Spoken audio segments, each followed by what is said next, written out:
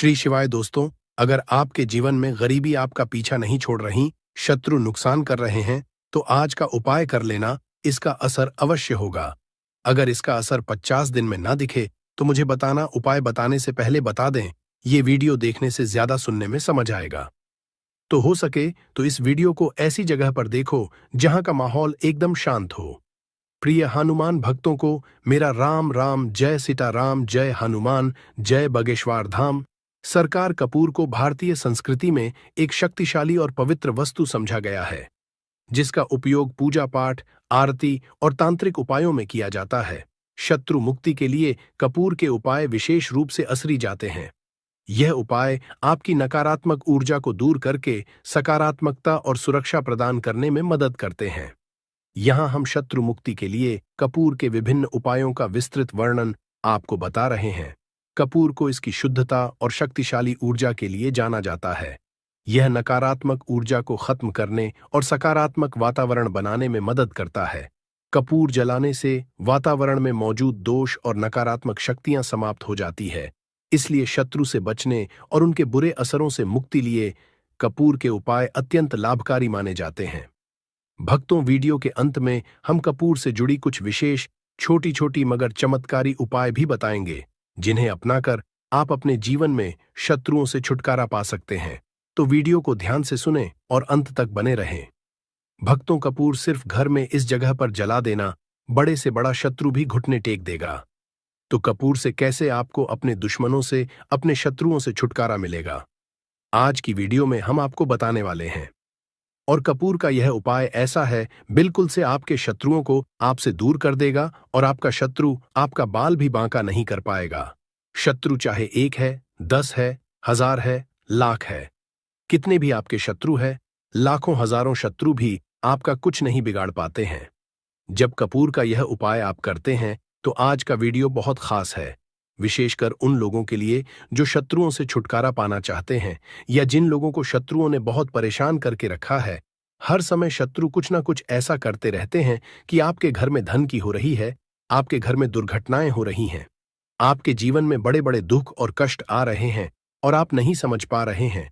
आपको नहीं पता है कि कैसे इन शत्रुओं से छुटकारा पाना है और कैसे इन्हें अपने जीवन से दूर करना है। तो शत्रुओं को परास्त करने का इससे उत्तम उपाय आपको नहीं मिलेगा। यह उपाय ऐसा है जो शत्रुओं को बिल्कुल से आपके जीवन से दूर करता है और आपके शत्रु पूरी तरह से शांत हो जाते हैं। फिर वो आपके जीवन में कितनी भी कोशिश कर लें कि आपके घर में कुछ करना, आपके जीवन में कुछ करना है, आपकी धन हानि करनी है, आपका व्यापार खराब करना है, कुछ भी नहीं कर पाते हैं जब आप कपूर का यह उपाय कर लेते हैं। अब बहुत सारे लोग हैं जिन्हें पता भी नहीं होता है कि उनके शत्रु उनकी पीठ पीछे क्या क्या कर रहे हैं। देखिए, एक तो सामने से जो व्यक्ति शत्रु होता है, वो शत्रु शायद इतने खतरनाक नहीं होते हैं, लेकिन जो पीठ पीछे आपके शत्रु होते हैं, जो पीठ पीछे आपके बारे में बुरा सोचते हैं, चाहते हैं कि आपके घर में धन हानि हो, आपका काम चले, आप अपने जीवन में पीछे रहे, तो ऐसे शत्रु जो होते हैं, ये सबसे ज्यादा खतरनाक होते हैं। मतलब इनसे बचकर रहने की आपको हमेशा जरूरत होती है। तो देखिए, यह जो शत्रु हैं, ये हमेशा कुछ ना कुछ ऐसा करते रहते हैं, कुछ ना कुछ अपने दिमाग में ऐसा सोचते रहते हैं, जिससे कि आपको नजर लगती है, आपके धन को नजर लगती है और घर में धन की बर्बादी होना फिर शुरू हो जाती है। और जिस घर में शत्रु परेशान करते हैं या शत्रु कुछ ना कुछ करते हैं, उस घर में आपको बीमारियां बहुत आसान मिल जाएंगी। उस घर में धन हानि बहुत आसानी से आपको देखने को मिलेगी। तो हमेशा आपको अपने शत्रुओं को दूर करने के लिए उपाय जरूर करना चाहिए। तो आज का समय ऐसा है जिस समय में आपको बहुत आसानी से किसी न किसी व्यक्ति के शत्रु मिल जाएंगे। जो व्यक्ति अपने जीवन में आगे बढ़ रहा होगा, पैसा कमा रहा होगा, सफलता जिसे मिल रही है, उसके 1 नहीं 1000 शत्रु बन जाते हैं। क्योंकि यह कलयुग है और आज के समय पर आपसे जलने वालों की संख्या बहुत अधिक होती है।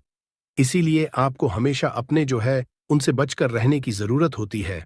और कुछ ऐसे उपाय हैं जिन्हें आप कर लेते हैं, तो ऐसा समझ लीजिए कि शत्रु कितने भी ताकतवर क्यों ना हो, आपका कुछ नहीं बिगाड़ पाते हैं। तो शत्रु कितना भी ताकतवर क्यों ना हो, उसका पसीना छूट जाएगा, शत्रु पूरी तरह शांत होगा जब कपूर का यह उपाय आप करेंगे। सही तरीके से देखिए, कपूर वैसे भी बहुत चमत्कारी है, आपके घर में सकारात्मक ऊर्जा को बढ़ाता है। भूत प्रेत, नेगेटिव एनर्जी, इन सारी चीजों को आपके घर से दूर करता है और जिस घर में जलाया जाता है वहां पर हमेशा धन की वर्षा होती है। वहां पर हमेशा धन की देवी मां लक्ष्मी वास करती है।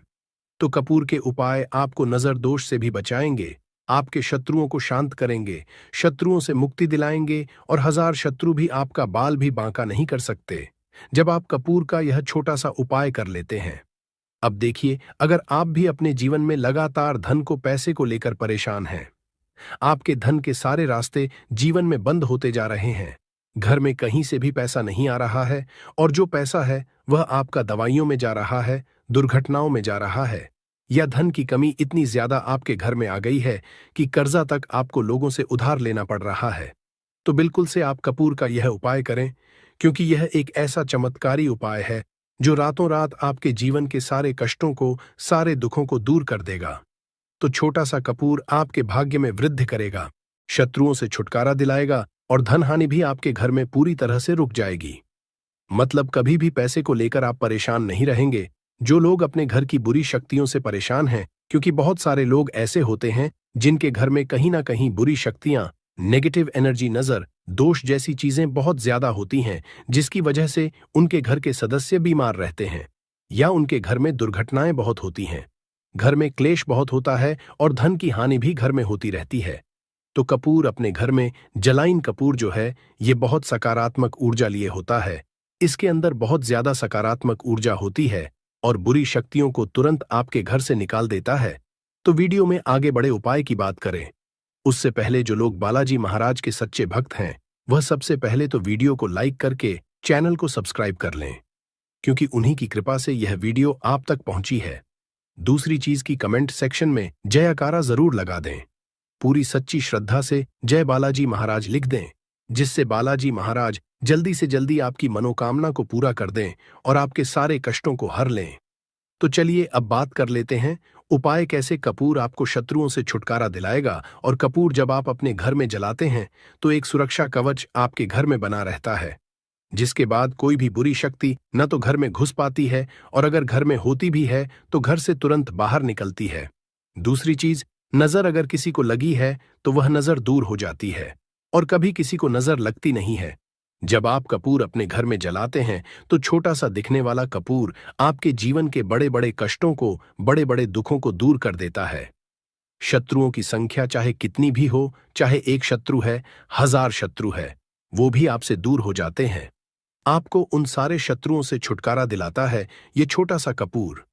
इसी के साथ जो लोग चाहते हैं कि मां लक्ष्मी की कृपा घर पर बरसती रहे, हमेशा घर में पैसा धन आता रहे, बैंक बैलेंस बढ़ता रहे, तिजोरी धन से भरी रहे, वो लोग कपूर जरूर अपने घर में जलाएं।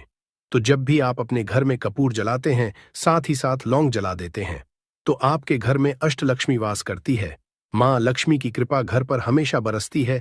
जो लोग अपने घर में लौंग और कपूर जलाते हैं, इसका धुआं अपने घर में करते हैं, तो लौंग और कपूर जलाने का एक फायदा और है कि जब भी आप लौंग और कपूर अपने घर में जलाते हैं, यह धन को खींचने का काम करता है और सारी जितनी भी नेगेटिव एनर्जी है, बुरी शक्तियां होती है, इन्हें आपके घर से तुरंत दूर करता है।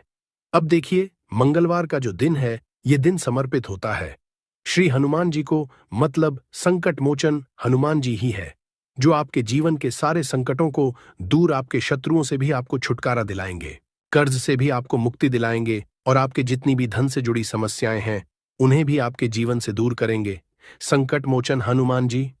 तो जो कपूर का उपाय आपको घर पर करना है वह मंगलवार के दिन करना है।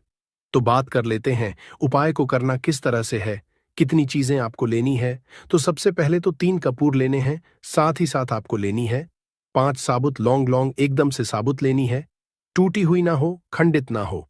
अब मंगलवार आपको यह दोनों चीजें लेकर घर के मंदिर में आपको बैठ जाना है। उपाय मंगलवार का है और शाम के समय करना है और अपने घर पर करना है।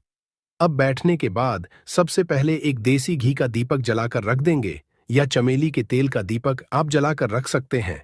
इसके बाद आपको हनुमान चालीसा का पाठ करना है। अगर हनुमान चालीसा का पाठ नहीं कर पा रहे हैं तो जय श्री राम, जय सीताराम, जय श्री राम, जय सीताराम कम से कम आपको 108 बार बोलना है। अब आपको संकट मोच हनुमान जी के सामने 5 लौंग और 3 कपूर को रखकर किसी बड़े से दीपक में रखकर जला देना है या किसी बड़े से बर्तन में रखकर जलाना है, और इसका धुआं सबसे पहले घर के मंदिर में आपको दिखाना है। फिर पूरे घर में इसका धुआं आपको दिखाना है, जितने भी कमरे हैं, जितने भी रूम्स हैं, सभी जगह पर यह धुआं फैलाना है और संकट मोचन हनुमान जी का ध्यान करते जाना है। अब जब आप पूरे घर में घूम लेंगे, तब आपको जो कपूर की थाली है या मिट्टी का दीपक है, जो भी आपने लिया है, अपने घर के मंदिर में आपको लाकर रख देना है।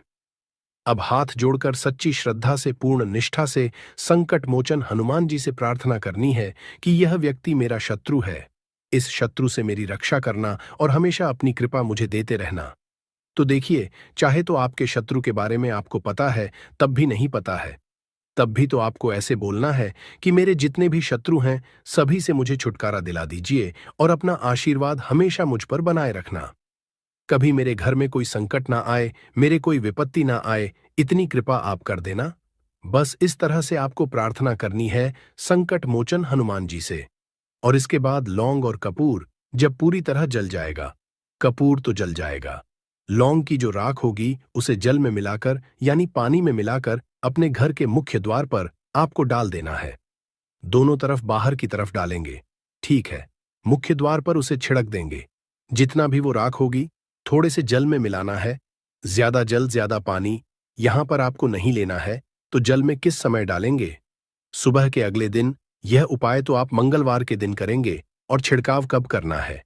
आपको बुधवार की सुबह को, ठीक है। ये चीज आपको ध्यान रखनी है। तो इस उपाय को करने से 1000 शत्रु भी है वो भी शांत हो जाएंगे, उनसे छुटकारा मिल जाएगा, शत्रु से मुक्ति मिल जाएगी। और आपके शत्रु कितनी भी प्रयास कर लें, कितनी भी कोशिश कर लें, आपका कुछ नहीं बिगाड़ पाएंगे। और ऐसा समझ लीजिए, नजर दोष भी आपके घर से तुरंत दूर होती है जब आप इस उपाय को करते हैं। सबसे बड़ी बात, जब भी आप संकट मोचन हनुमान का कोई भी उपाय करेंगे ना, वह आपके घर पर कभी कोई संकट, कोई विपत्ति, कुछ ऐसी चीजें आपके घर पर नहीं आने देते हैं, क्योंकि कलयुग के देवता हैं हनुमान जी। और जब भी आप अपने जीवन में बहुत हार चुके हों, आपको ऐसा लगे कि आज मेरा साथ देने वाला कोई नहीं है, पूरी सच्ची श्रद्धा से आप संकट मोचन हनुमान जी का पूजन करें और फिर देखें कि कैसे आपके जीवन के बड़े से बड़े दुहक भी दूर होते हैं। तो बालाजी महाराज की कृपा हमें हमेशा मिलती रहेगी। आप अपने घर में मंगलवार के दिन यह लौंग कपूर वाला उपाय, साथ ही साथ अगर आप संकट मोचन हनुमान जी को एक लाल रंग का फूल अर्पित करते हैं, मतलब लाल फूल उनको चढ़ा देते हैं, तो वह बहुत जल्दी आपकी मनोकामना को पूरा कर देते हैं। तो फूल उन्हें जरूर से आप मंगलवार के दिन एक फूल उनको जरूर चढ़ाएं। तो भक्तों, आइए वीडियो के अंत में कपूर से जुड़ी कुछ विशेष छोटी छोटी मगर चमत्कारी सरल उपाय जान लेते हैं, जिसे अपनाकर हम अपने जीवन से शत्रुओं से छुटकारा पा सकते हैं। जैसे पहला सरल उपाय है रोजाना कपूर जलाना। कपूर एक साधारण लेकिन असली उपाय है। रोजाना सुबह और शाम अपने घर में कपूर जलाए। इसे जलाते समय आप ओम नमः शिवाय या ओम हनुमते नमः मंत्र का जाप करें। यह उपाय नकारात्मक शक्तियों को दूर भगाने और शत्रु के असर को समाप्त करने में मदद करता है। दूसरा सरल उपाय है कपूर और लौंग का उपाय। एक पीतल की कटोरी ले और उसमें 2 कपूर के टुकड़े और 3 लौंग डालें। फिर इसे जलाकर हनुमान जी के समक्ष रखें और एयूएम हनुमते नमः मंत्र का 100 बार जाप करें। इस उपाय को मंगलवार और शनिवार को करें। यह उपाय शत्रु द्वारा भेजी गई किसी भी तांत्रिक क्रिया या बुरी नजर को समाप्त करता है। तीसरा सरल उपाय है कपूर और काले तिल का प्रयोग कैसे करना है। सबसे पहले एक मिट्टी के दीपक में कपूर और काले तिल डालकर उसे जलाएं। फिर इसे अपने घर के मुख्य द्वार पर रखें और ओम फली काली कल्याण मंत्र का जाप करें।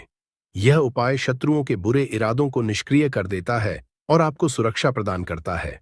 चौथा सरल उपाय है कपूर और फिटकरी का उपाय कैसे करना है। तो सबसे पहले कपूर और फिटकरी को बराबर मात्रा में मिलाकर घर के चारों कोनों में रखें और इसे सप्ताह में 1 बार बदले। यह उपाय आपके घर से शत्रुओं द्वारा उत्पन्न नकारात्मक ऊर्जा को दूर करता है। पांचवा सरल उपाय है रात्रि में कपूर का प्रयोग कैसे करें। सबसे पहले रात को सोने से पहले अपने घर के मंदिर में कपूर जलाएं। साथ ही इस मंत्र का जाप करें। यह मंत्र और कपूर संयोजन शत्रु को शांत करता है और उनकी बुरी सोच को समाप्त करता है। अगला विशेष तांत्रिक सरल उपाय है हनुमान जी के सामने कपूर जलाना कैसे करना है। सबसे पहले किसी भी मंगलवार और शनिवार को हनुमान जी के समक्ष कपूर जलाए। फिर एयुएम हनुमते रुद्रात्मक स्वाहा इस मंत्र का 11 बार जाप करें। यह उपाय शत्रुओं के मानसिक और शारीरिक असर को कमजोर करता है। अगला सरल उपाय है कपूर और लाल धागे का उपयोग कैसे करें। सबसे पहले एक लाल रंग का लें और उसमें कपूर के टुकड़े रखें। फिर इसे अपने दाहिने हाथ से घुमाकर शत्रु का नाम लेते हुए किसी बहते जल में प्रवाहित कर दें। यह उपाय शत्रु की ऊर्जा को समाप्त करता है और आपको सुरक्षित रखता है। अगला सरल उपाय है कपूर का ताबीज। बनाना कैसे बनाना है। सबसे पहले एक कपूर को पीसकर एक चुटकी काले तिल और चांदी की छोटी शीशी में भरें। फिर जेड इसे लाल धागे में बांधकर अपने गले या दाहिने हाथ में पहने। यह ताबीज आपको हर तरह की नकारात्मकता और शत्रु बाधाओं से है। अगला सरल उपाय है कपूर और नींबू का उपाय कैसे करना है। सबसे पहले एक नींबू को 4 हिस्सों में काटें और उसमें कपूर के छोटे टुकड़े डालें। फिर आप इसे अपने शत्रु का नाम लेते हुए किसी सुनसान जगह पर रख दें। यह उपाय शत्रु की नकारात्मकता को रोकने और उनकी बुरी सोच को निष्क्रिय करने में मदद करता है। भक्तों, आइए कपूर जलाने के चमत्कारिक आध्यात्मिक और वैज्ञानिक लाभ जिसे जान लेते हैं। जैसे कपूर वातावरण को शुद्ध करता है और सकारात्मक ऊर्जा फैलाता है। कपूर शत्रुओं की बुरी नजर और तंत्र मंत्र से सुरक्षा प्रदान करता है। कपूर मानसिक शांति और आध्यात्मिक शक्ति को बढ़ावा देता है। कपूर शत्रु के नकारात्मक असर को कम करता है और आपको आत्मविश्वास प्रदान करता है। भक्तों, शत्रु मुक्ति के लिए कपूर के उपायों के साथ मंत्र जाप करना अनिवार्य है। जो आगे के वीडियो में हम कुछ महत्वपूर्ण मंत्र आपको बता रहे हैं। आप चाहे तो इसे किसी कॉपी में नोट करके रख लें। पहला है हनुमान मंत्र। यह शत्रुओं के नकारात्मक असर को समाप्त करने में मदद करता है। दूसरा है दुर्गा मंत्र। ओम इस मंत्र का जाप करने से दुर्गा माता की कृपा हासिल होती है और शत्रु शांत हो जाते हैं। तीसरा है शिव मंत्र। ओम सुगंधि। यह मंत्र शत्रुओं से मुक्ति दिलाने और आपके जीवन में शांति लाने में सहायक होता है। भक्तों, इन सभी उपायों को करते समय कुछ सावधानियां और सलाह है जिसे जानना बहुत ही आवश्यक है। जैसे कपूर के उपाय लेते समय पूरी निष्ठा और विश्वास रखें। अगला सावधानी है पूजा स्थान को साफ सुथरा रखें और सकारात्मक सोच बनाए रखें। अगला सावधानी है उपाय करने से पहले स्नान करके शुद्ध हो जाए। अगला सावधानी है कोई भी उपाय करने के दौरान शत्रु का नाम बार बार मन में लें, लेकिन इसे दूसरों के सामने न बोलें। अगला सावधानी है यदि उपाय जटिल लगता है तो किसी अनुभवी व्यक्ति या पंडित की सहायता लें। भक्तों, कपूर के उपाय शत्रु मुक्ति के लिए अत्यंत असरी है। यह आपके जीवन में ऊर्जा का संचार करता है और शत्रुओं के बुरे असरों से आपको बचाता है। इन उपायों को नियमित रूप से करने से न केवल शत्रु बाधाओं से मुक्ति मिलती है, बल्कि मानसिक शांति और आत्मविश्वास भी बढ़ता है। पूरी श्रद्धा और विश्वास के साथ इन उपायों को करें और अपने जीवन को सुखद बनाएं।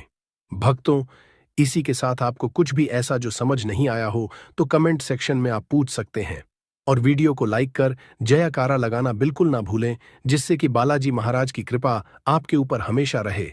तो जय श्री राम, जय सीताराम जरूर लिखकर जयकारा लगाएं, जिससे कि बालाजी महाराज आपके ऊपर हमेशा कृपा बरसाते रहें। मदद कर सकती है। दोस्तों, हम बार जीवन में छोटी छोटी चीजों को नजरअंदाज कर देते हैं, लेकिन वहीं कुछ चीजें हमारे भाग्य पर अच्छा बुरा असर डालती हैं। घड़ी की ही तरह घर में और भी कुछ चीजें हैं जो आपके वास्तु दोष का कारण बनती है और आपकी परेशानी की वजह बनती है। तो आइए पहले जान लें, क्या आपको अपने घर में वास्तु दोष के बारे में कैसे पता लगता है और किस तरह से आप बड़ी ही आसानी से इसे कर सकते हैं। दोस्तों, वास्तुशास्त्र के अनुसार किसी भी घर में वास्तु दोष होने से सुख, शांति और पारिवारिक उन्नति में बाधा पैदा होती है। वास्तु दोष के कारण पनपने वाली नकारात्मक ऊर्जा से व्यक्ति के भाग्य पर बुरा असर पड़ता है। साथ ही घर के लोगों को कई तरह की परेशानियों का सामना करना पड़ता है। दोस्तों, शास्त्रों के अनुसार अगर हम ये छोटे मोटे उपाय कर लें तो अपने घर नेगेटिव एनर्जी से छुटकारा पा सकते हैं। तो आइए जानते हैं, लेकिन उससे पहले दोस्त, आपसे रिक्वेस्ट है कि वीडियो को लाइक करें, अपने दोस्तों के साथ शेयर करें और अगर आपने अभी तक चैनल को सब्सक्राइब नहीं किया तो सब्सक्राइब करके बेल आइकॉन जरूर प्रेस कर लें। दोस्तों, नंबर 1, जीवन में तरक्की पाने के लिए रोज पहली रोटी गाय को दें, पीपल को जल चढ़ाएं और चींटियों को मिला आटा दे। तांबे के लोटे में जल लाल चंदन मिलाकर रात को अपने सर के पास रखकर सो जाए। सुबह उस जल को तुलसी को चढ़ा दें। ऐसा करने से आपकी परेशानियां धीरे धीरे दूर हो जाएंगी। नंबर 2, वास्तु के मुताबिक अगर आपके घर में तिजोरी है और आप उसके सामने शीशा लगा दें तो इससे धन में बरकत होती है। व्यापारी लोग अपने कैश बॉक्स के सामने शीशा लगाएं, इससे आपके ग्राहक बढ़ेंगे दोस्तों। 3, झाड़ू पोछा कभी भी खुले में नहीं रखना चाहिए, इन्हें हमेशा छिपाकर रखना चाहिए और झाड़ू कभी भी रसोई में नहीं रखनी चाहिए। नंबर 4, शौचालय का दरवाजा हमेशा बंद होना चाहिए। माना जाता है कि घर की नकारात्मक ऊर्जा शौचालय में ही बात करती है। ऐसे में अगर शौचालय का दरवाजा खुला रहता है तो नकारात्मक ऊर्जा आपके घर में प्रवेश करती है। नंबर घर में सुख शांति के लिए कपूर को घी में डूबाकर सुबह शाम जलाना चाहिए। इससे घर में वास्तु दोष भी कम होता है और रह रहे सदस्यों के जीवन की परेशानियां दूर होती हैं। दोस्तों, नंबर 6, दुर्घटना से बचने के लिए शाम को हनुमान चालीसा के बाद कपूर जरूर जलाना चाहिए। नंबर 7, घर में जिस जगह वास्तु दोष हो वहां कपूर की 2 टीकियां रखें। खत्म हो जाने के बाद वहां दोबारा इसे रखें। नंबर 8, अस्त के बाद कभी भी किसी को दूध, दही या प्याज नहीं देना चाहिए, यह भाग्य में बाधक भी बन सकता है। नंबर 9, घर के मुख्य द्वार पर कूड़ादान कभी भी न रखें। नंबर 10, घर में टूटा हुआ शीशा कभी भी नहीं होना चाहिए। नंबर 11, अच्छे भाग्य के लिए सुबह नहाते समय पानी में थोड़ा सा कपूर का तेल मिलाएं। शनिवार को चमेली का तेल भी मिला सकते हैं। नंबर 12, लक्ष्मी की कृपा पाने के लिए रोज रात को रसोई अच्छी तरह से साफ करके चांदी की कटोरी में कपूर और लौंग जलाएं। यह प्रक्रिया रोज की जाए तो घर में बरकत बनी रहती है और मां लक्ष्मी जल्द ही ऐसे घर से आकर्षित होती है। ऐसे घरों से नकारात्मकता हमेशा दूर रहती है। दोस्तों, नंबर 13, घर के सोने वाले कमरे में पौधे नहीं लगानी चाहिए, इससे आपके ऊपर नकारात्मक असर हावी हो सकता है। नंबर 14, घर में पौधे लगाते समय पानी में सेंधा नमक डालें। सादे नमक का भी आप उपयोग कर सकते हैं, लेकिन दोस्तों ज्यादा फलदायी होता है। आपको शुभ फल जल्द ही हासिल होंगे। दोस्तों, घड़ी की सही दिशा आपके जीवन को भी सही रास्ता दिखाने में मदद कर सकती है। इसके अलावा कैलेंडर को किस जगह लगाना चाहिए और किस जगह पर नहीं, ये भी हम जानेंगे। सबसे पहली बात जिसकी हम बात करेंगे वो है दोस्तों घड़ी का आकार, यानी घड़ी की शेख। दोस्तों, शास्त्र के अनुसार गोलाकार की घड़ी या अंडाकार घड़ी सबसे उत्तम मानी जाती है, पर आजकल देखा जा रहा है कि बाजार में कई तरह की घड़ियां मौजूद हैं जिसमें घर के सदस्य या भगवान की तस्वीरें और फोटो भी लगी होती है। लेकिन दोस्तों, आपको बता दें कि घड़ी के साथ तस्वीरें लगाना बिल्कुल भी सही नहीं है। इससे आपके घर के सदस्यों के जीवन पर समय का असर देखने को मिल सकता है। और की तस्वीर घड़ी में बिल्कुल भी नहीं लगानी चाहिए, क्योंकि भगवान की तस्वीर को रोज धूप, दीप, अगरबत्ती और पूजन की आवश्यकता होती है और घड़ी तो कई महीनों तक धूल में पड़ी रहती है। इससे भगवान का अपमान होता है और यह शुभ नहीं माना जाता। हो सके तो घड़ी का आकार गोल और अंडाकार ही पसंद है। घड़ी का गोल या अंडाकार बोना हमारी पृथ्वी के आकार को दर्शाता है। जो को और घड़ी में नुकीले कौन होते हैं और वास्तु के अनुसार नुकीली चीजें नकारात्मक ऊर्जा का संचार करती हैं। दोस्तों, अगली बार जिसका आपको ख्याल रखना है वो ये है कि घड़ी को स्वच्छ रखें, साफ सफाई का ध्यान रखें, धूल ना जमा होने दें और कहीं से भी घड़ी टूटी फूटी नहीं होनी चाहिए। दोस्तों, जैसा कि हम सभी चाहते हैं कि हमारे जीवन में सब अच्छा और बेहतर होता रहे, तो उसके लिए हम खुद को संवारे रखते हैं, नए कपड़े और नए आभूषण पहनते हैं। उसी तरह अपने घर की घड़ी को स्वच्छ और नए जैसा ही रखना चाहिए। ये कहीं से भी टूटी फूटी नहीं होनी चाहिए। समय समय पर घड़ी पर चढ़ी धूल और जालों को साफ करते रहें, जिससे आपका भाग्य भी धुंधला नहीं पड़ेगा। दोस्तों, कई घरों में आदत होती है कि पुरानी गाड़ी को बनवा कर ही चलाते रहते हैं। एक जगह नई घड़ी आई तो पुरानी किसी और जगह लगा देते हैं। कृपया ध्यान रखें, घर में पुरानी या फिर टूटी हुई या धूल चढ़ी हुई और बंद गाड़ी तो बिल्कुल भी ना रखें।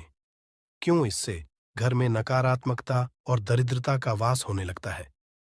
बंद पड़ी घड़ी को घर में रखने से व्यक्ति के जीवन में नए अवसर नहीं आते और वो अपने कार्य में सफलता हासिल नहीं कर पाता। अगली बार जिसका आपको ध्यान रखना है वो है घड़ी की सही दिशा। घड़ी को कभी भी दक्षिण दिशा में नहीं लगाना चाहिए। दक्षिण दिशा यमलोक की दिशा मानी जाती है। काल का अंतिम चक्र यहीं से शुरू होता है। इसीलिए वास्तुशास्त्र में इस दिशा को घड़ी के लिए अशुभ माना गया है। घर में घड़ी को उत्तर दिशा, पूर्व दिशा या पश्चिम दिशा में आप लगा सकते हैं, लेकिन ध्यान रखें कि घड़ी को कभी भी मुख्य द्वार, कमरे के दरवाजे या आने जाने के लिए उपयोग किए जाने वाले दरवाजे के ऊपर कभी भी नहीं लगाना चाहिए। इससे समय का असर आपके आने जाने की गति और दिनचर्या पर पड़ सकता है। दोस्तों, घड़ी के साथ कैलेंडर का भी ध्यान रखें। जहां घड़ी समय का चिन्ह है, तो वहीं कैलेंडर उससे जुड़ी तारीखों का लेखा जोखा बताता है। कैलेंडर को पूर्वी और उत्तरी दिशा की दीवार पर कभी भी नहीं लगाना चाहिए। ये इससे वास्तुदोष उत्पन्न होता है।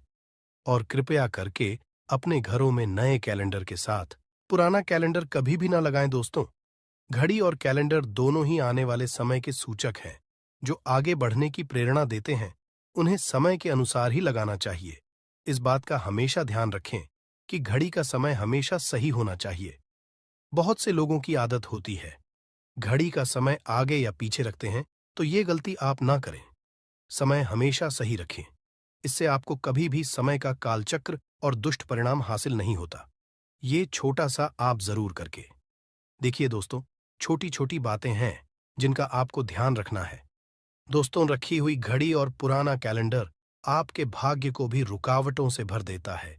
इसीलिए वक्त के साथ आगे बढ़ते रहने के लिए घड़ी और कैलेंडर को बदलते रहिए और कैलेंडर को कभी भी अपने सोने के कमरे में ना लगाएं, ना ही इसे कभी मुख्य द्वार पर टांगे। ये शुभ नहीं माना जाता। पुरानी घड़ी को दान में देना शुभ माना जाता है। इससे आपके जीवन से बुरा समय निकल जाता है। इसीलिए अगर आपके घर में कोई पुरानी घड़ी है जो टूटी फूटी ना हो और खराब ना हो, तो वो आप किसी जरूरतमंद को दान में जरूर दें। दोस्तों, हमारे हिंदू संस्कृति में प्रत्येक घर में प्रतिदिन पूजा पाठ करने की परंपरा है और इसके लिए सभी अपने घरों में अपने आराध्य का छोटा सा ही क्यों ना हो, परंतु एक मंदिर अवश्य ही बनाते हैं। नियमित पूजा पाठ करने से न सिर्फ मानसिक शांति मिलती है, बल्कि पूरे घर में सकारात्मक ऊर्जा भी व्याप्त हो जाती है।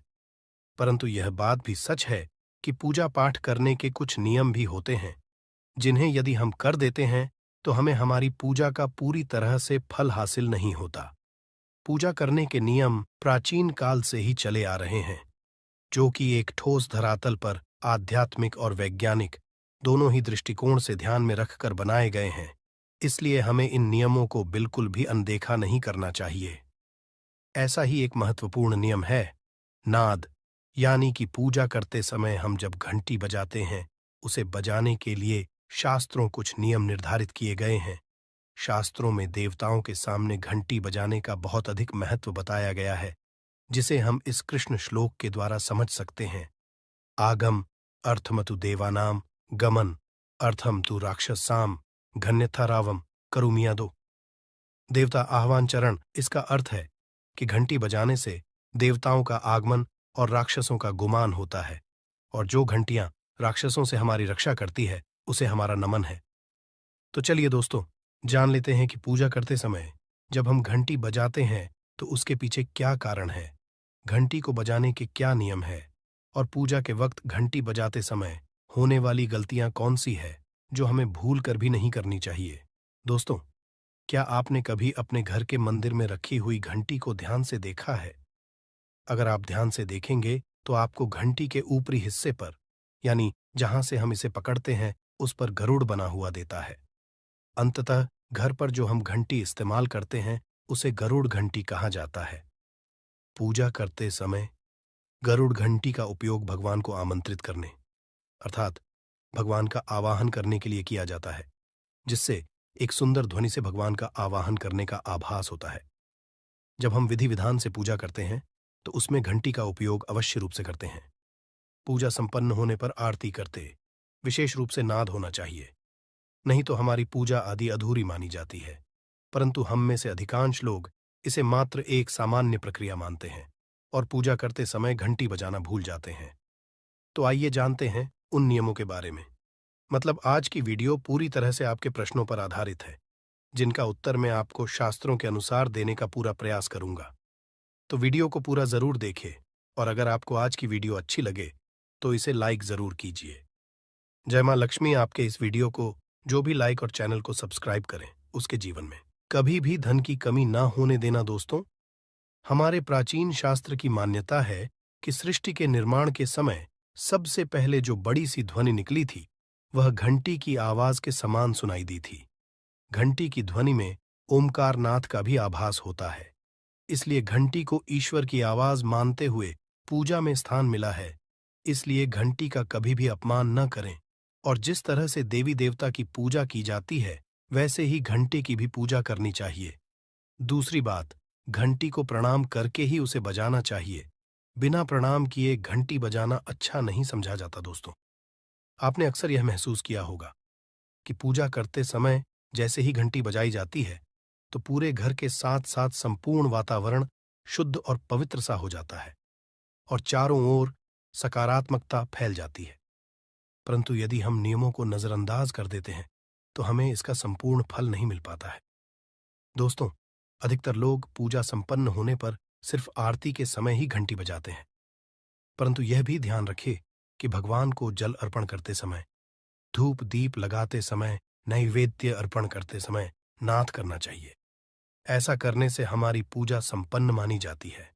दोस्तों, घंटी बजाते समय भगवान का नाम अथवा आरती अवश्य बोलनी चाहिए। 1 या 2 मिनट ना हो, परंतु प्रतिदिन सुबह शाम घर में घंटी अवश्य बजानी चाहिए। यदि आपको अपने घर में या अपने आप में नकारात्मकता महसूस हो तो आप थोड़ी देर के लिए भगवान के सामने घंटी अवश्य बजाए, सारी नकारात्मकता नष्ट हो जाएगी। दोस्तों, पूजा घर में शनि महाराज एकांत, विरह, उदासीनता और वैराग्य के देवता माने जाते हैं, जबकि गृहस्थी को चलाने के लिए राग, प्रेम एवं भौतिक चीजों की जरूरत होती है। इसलिए शनि की मूर्ति को घर में नहीं लाना चाहिए। दोस्तों, सबसे पहली बात, दीपक और धूप दान की। भारत की परंपरा मिट्टी से जुड़ी हुई है, इसीलिए मंदिर में पारंपरिक मिट्टी का दीपक अवश्य होना चाहिए। अगर आप मिट्टी का दीपक नहीं रख सकते हैं तो धातु के दीपक का उपयोग करें। अगर भगवान में आपकी आस्था ज्यादा हो तो आप उपला रखकर गुड़ और घी का धूप भी दे सकते हैं। ऐसा करने से घर में सुख शांति बनी रहती है। दूसरी चीज, घर के मंदिर में स्वास्तिक अवश्य होना चाहिए। या तो आप इसे बना लें, क्योंकि स्वस्तिक आपके घर की शक्ति, सौभाग्य, समृद्धि और शुभता का प्रतीक समझा जाता है। यही मुख्य कारण है कि कोई भी शुभ कार्य करने से पहले स्वस्तिक का चिन्ह अवश्य बनाया जाता है। तीसरी चीज है कलश। भगवान श्री कृष्ण कहते हैं, कलश सुख और समृद्धि का प्रतीक है। अपने मंदिर में रोली कुमकुम से स्वस्तिक बनाकर उस पर मंगल कलश अवश्य रखें। ऐसा करने से घर में सदैव समृद्धि बनी रहती है और की हासिली होती है। चौथी चीज, बहुत ही कम लोग जानते हैं कि शंख की उत्पत्ति समुद्र से निकले 14 रत्नों के साथ हुई थी। इसी कारण से शंख महालक्ष्मी को अत्यंत प्रिय है। शंख की ध्वनि से सकारात्मक ऊर्जा का भी संचार होता है, इसीलिए मंदिर में शंख अवश्य होना चाहिए। शंख के घर में उपस्थिति से मां लक्ष्मी भी प्रसन्न होती है और उस घर में कभी भी धन की कमी महसूस नहीं होती। पांचवी चीज, मंदिर में आपने घंटी देखी होगी, क्योंकि घंटी को शुभ समझा जाता है। इसीलिए जब जब घर के मंदिर में घंटी की आवाज होती है वहां का वातावरण शुद्ध और पवित्र बनता है। जिस घर में पूजा के दौरान घंटी बजाई जाती है उस घर के आसपास की सभी नकारात्मक शक्तियां दूर हो जाती हैं और साथ ही सुख समृद्धि के द्वार खुलने लगते हैं। तो ये है वे वस्तुएं जिन्हें घर के मंदिर में जरूर रखनी चाहिए। आइए अब जान लेते हैं कि घर के कौन सी चीजें कभी नहीं रखनी चाहिए। सबसे पहली चीज, गणेश जी की मूर्ति घर में। कभी भी गणेश जी की मूर्ति 3 अथवा 5 ऐसी विषम संख्या में न रखें।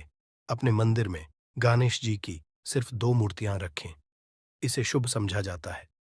अगर आप अपने मंगल की कामना करते हैं तो गणेश जी की मूर्ति मुख्य द्वार पर अंदर की तरफ मुख करके लगा ले।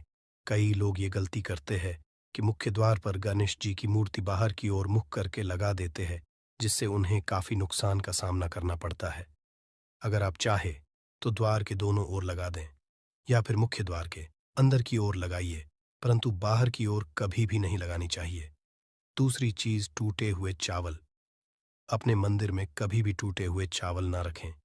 इसके साथ ही पुराने चढ़ाए हुए चावल अधिक समय तक ना रखें।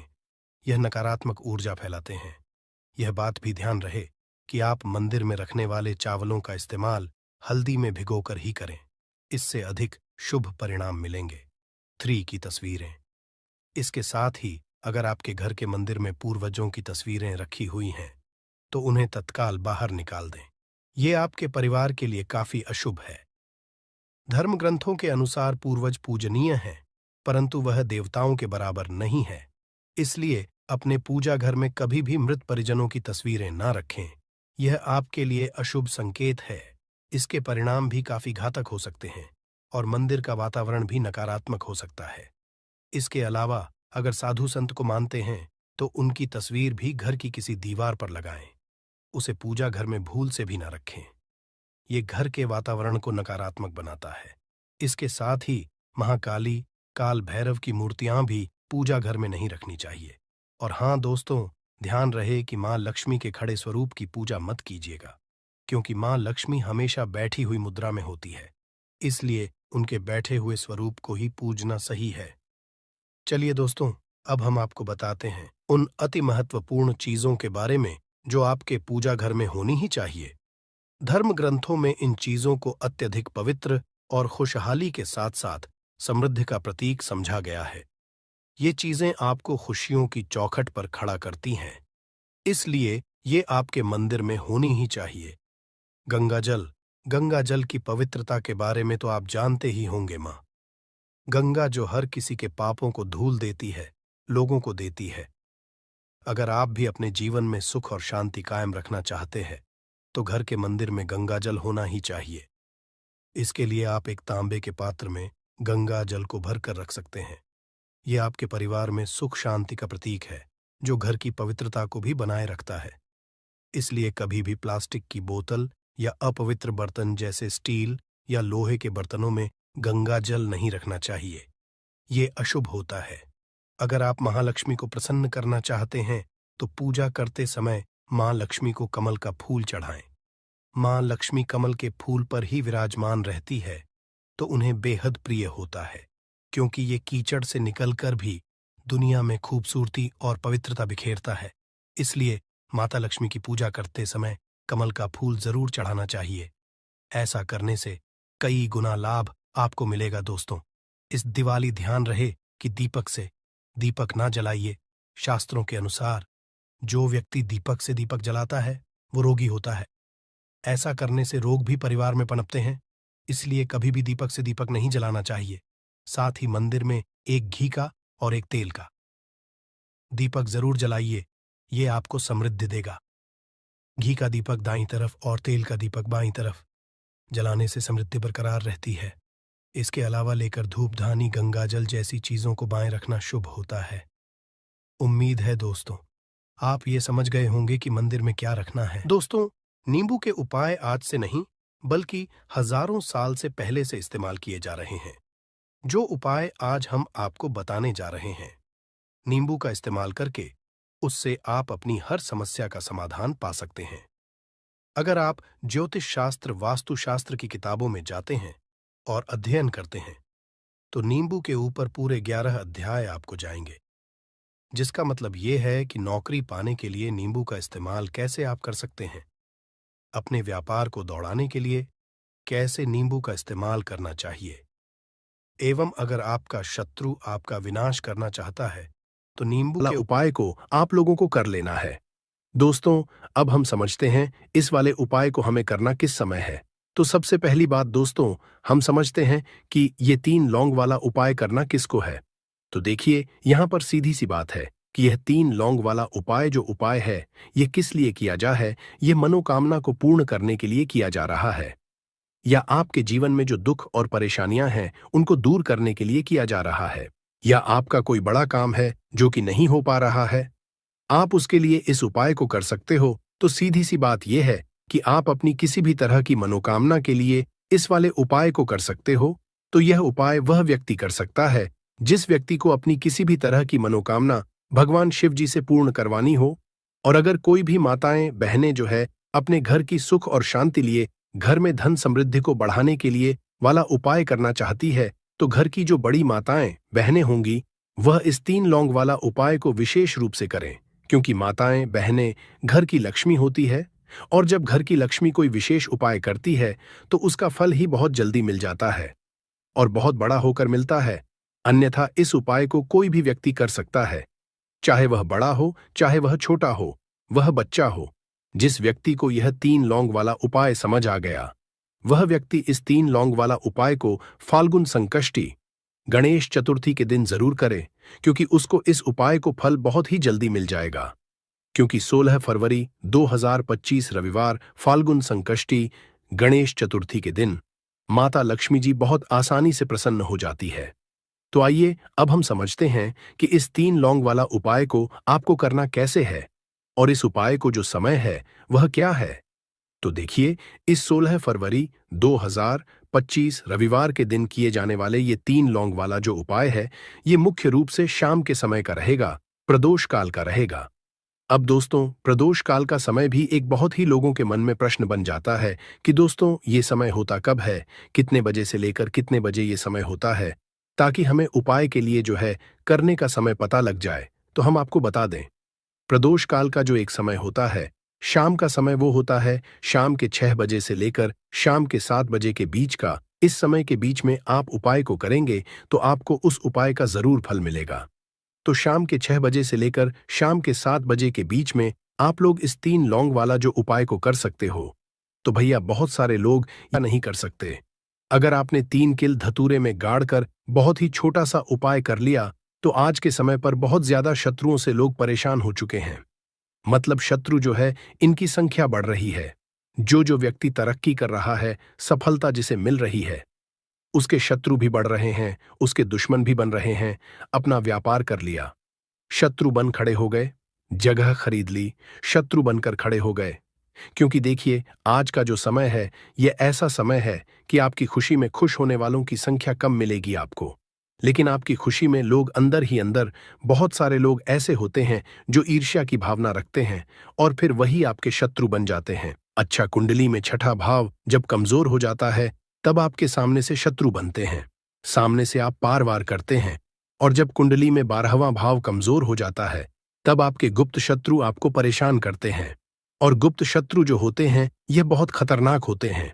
गुप्त तरीके से, मतलब इस तरीके से किया कराया करवाते हैं कि व्यक्ति को पता भी नहीं लगने देते हैं। कब उसका घर बर्बाद कर देंगे, उसका व्यापार बर्बाद कर देंगे, उसके जीवन को खराब कर देंगे, व्यक्ति को पता ही नहीं चलेगा। ऐसा समझ लीजिए कि जो व्यक्ति बहुत संपन्न होता है, उसे भी आकर निर्धनता घेर लेती है, उसके घर में भी